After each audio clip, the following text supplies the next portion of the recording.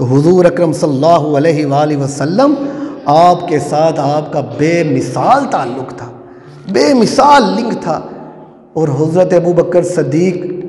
حضور اکرم صلی اللہ علیہ وآلہ وسلم آپ کے رفیق و غار و یار، مزار کے ساتھ بھی آپ کا ساتھ۔ حضرت ابوبکر صدیق جب خلیفہ تھے نا، خلافت تھی، خلیفہ اول حکمران تھے، تو جب آپ کا آخری وقت آیا نا، آخری وقت، تو آپ نے یہ نہیں کہا کہ جب میں فوت ہو جاؤں تو مجھے حضور کے دربار انور میں لے جانا، مجھے اندر دفنانا، یہ نہیں کہا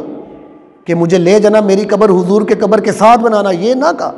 فرمایا جب میں فوت ہو جاؤں تو میری قبر کو اٹھانا، میرے جنازے کو اٹھانا اور حضور کے روضہ انور کے دروازے کے باہر صرف رکھ دینا، اور اتنا کہنا یا رسول اللہ آپ کا دوست آیا ہے، اگر اندر سے دروازہ کھل جائے، اگر اندر سے صدا آ جائے تو مجھے پھر اندر دفنا دینا، اگر دروازہ نہ کھلے تو مجھے جنت البقیع میں دفنا دینا۔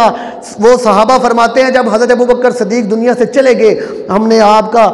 جنازہ اٹھایا اور حضور کے روضہ انور کے دروازے کے باہر رکھ دیا، باہر رکھنا تھا، اب رکھنے کی دیر ہی تھی، اور کہا یا رسول اللہ آپ کا خلیل آ گیا ہے، اتنا کہنا تھا تو دروازہ خود بخود کھل گیا، اندر سے آواز آئی کہ اے صحابہ اس خلیل کو آنے دو، اس خلیل کے لیے دوسرا خلیل انتظار کر رہا ہے۔